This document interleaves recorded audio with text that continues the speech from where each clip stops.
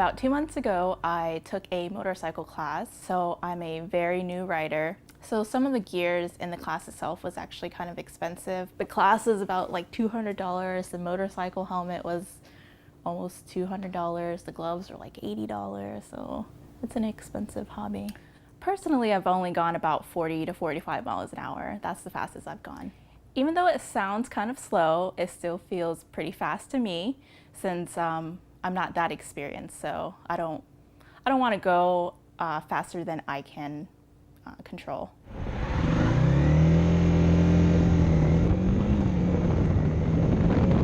It's a bit more thrilling to ride a motorcycle. I've ridden a scooter before, so it's not as exciting. It gets me from point A to point B.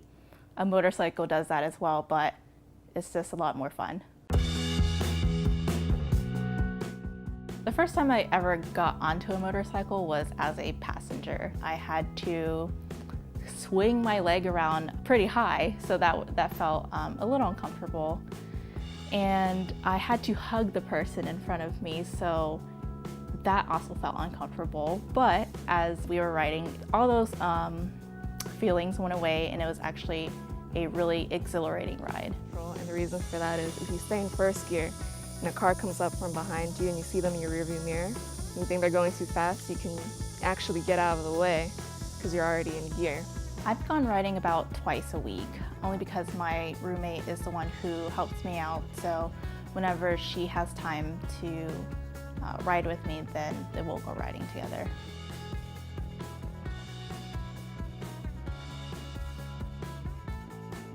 She definitely influenced my wanting to ride through conversation and just seeing pretty much the happiness she feels when she rides, because it's super exhilarating for her, and I can definitely tell that she enjoys it. So it definitely intrigued me, and after riding on the back of her motorcycle, I was like, okay, this is way more fun than a scooter. Time to ride a motorcycle.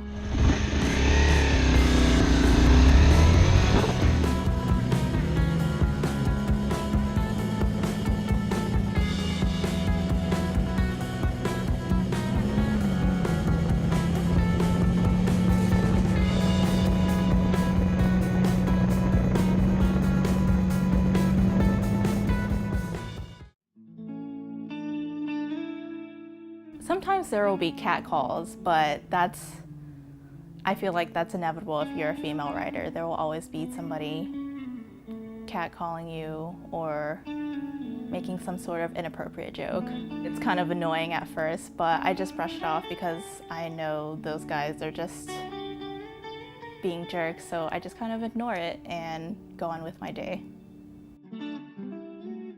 My perfect bike would be one that I can reach the ground on. Because I'm so short, it's hard to reach the ground flat-footed. So if I ride a sports bike, then I'm usually using my tippy toes to stabilize myself on the ground, and I don't feel too comfortable with that.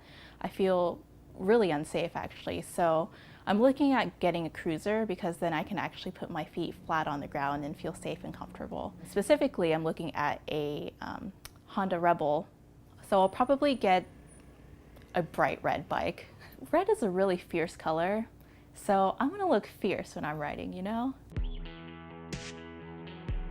This probably sounds cliche, but it definitely makes me feel free because I'm not boxed in a car. I can feel the wind, and it's just really fun for me.